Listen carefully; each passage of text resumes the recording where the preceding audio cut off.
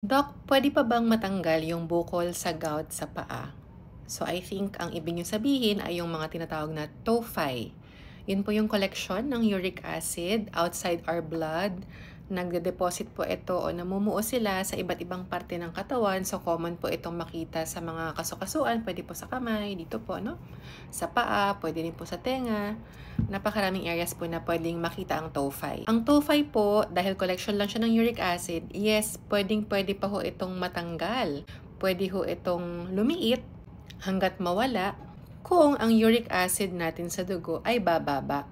So dapat po ang gamutan ng gout, pababain ang uric acid level. Yung sanhi po dapat yung gagamutin, which is mataas na uric acid level.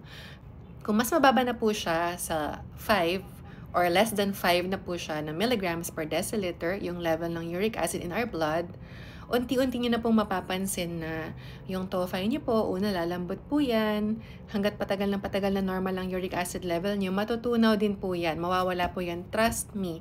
Marami na po kaming pasyente na nawala po yung tophi nila, basta po yung gamutan nila tuloy-tuloy, yung gamutan sa pangpababa ng uric acid. So dalawa lang po yun sa Pilipinas, Febuxostat or allopurinol. Hindi po ito brand ha, generics po ito. Kailangan po ito ng reseta kasi po kailangan i-check kung kamusta ba yung atay, kamusta ba yung kidney bago po na-prescribe ng gamot.